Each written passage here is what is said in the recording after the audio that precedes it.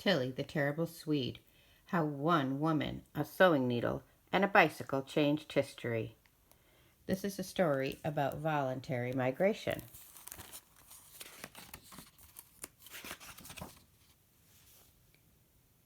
In the old days, most girls came to America with a dream, but all Tillie Anderson had was a needle.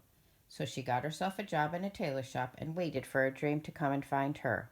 One fine day, it rolled right by her window. Bicycles aren't for ladies, Tillie's mother reminded her, but Tillie wasn't listening. From that day on, she saved up her money and dreamed of nothing but riding.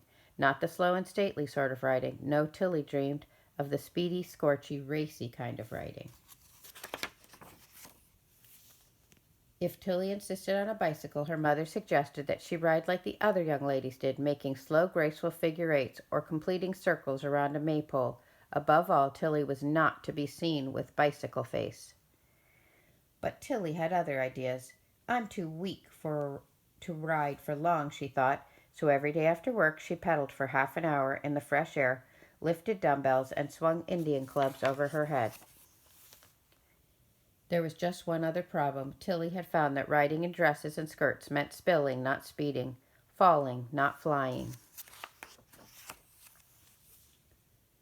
Tillie used her noodle and her needle to make something entirely different from what was sold in the ladies' shop where she worked.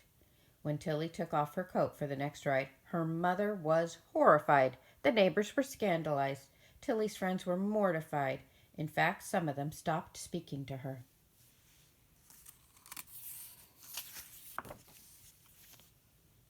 But Tillie was satisfied. They all think I'm wicked, Tillie told her new friend, a bicycle racer named Philip Schoberg.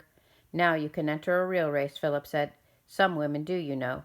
So Tillie entered her first century race, that's 100 miles, and broke the woman's record by 18 minutes.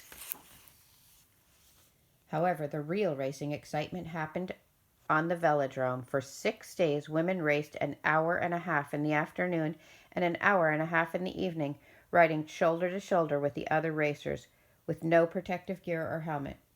The woman who could stay on her bike and ride the farthest claimed the prize money. Now that's a competition, Tillie told Philip. At first she had a little trouble staying upright on the tilted track, but once she got the hang of it, Tillie blew by all the other riders and set another new record. In no time at all, Tillie was a whirling sensation. Poets wrote odes, reporters begged her for interviews. Bicycle companies fought to get Tillie as their poster girl.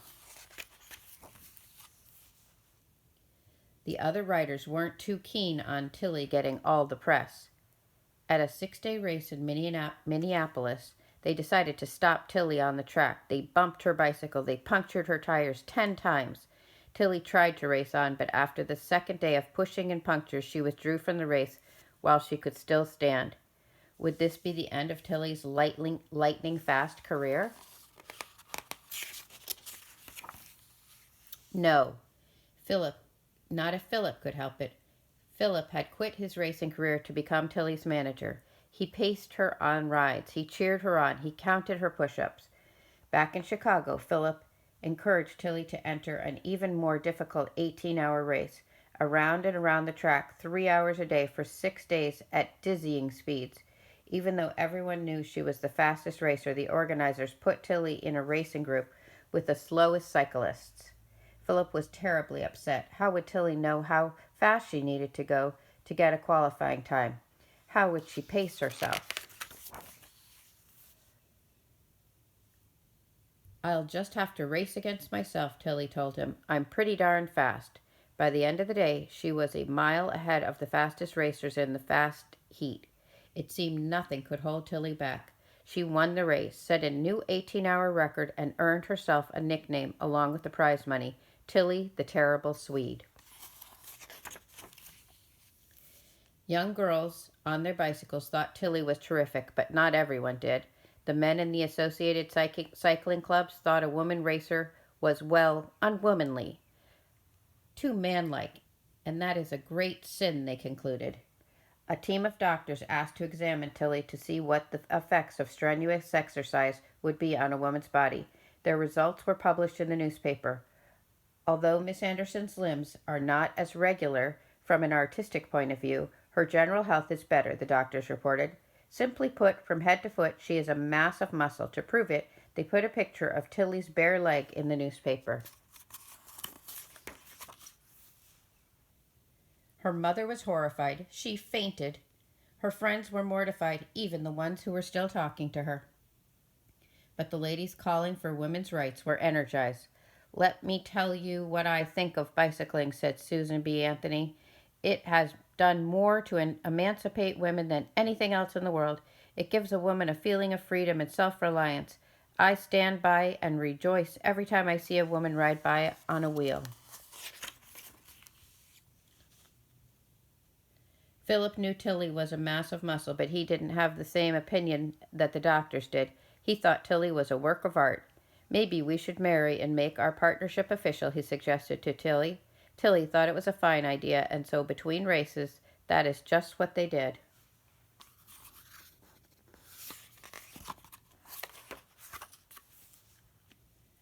Tillie raced on all through the 1890s, breaking her own records and becoming the undisputed women's bicycle racing champion of the world.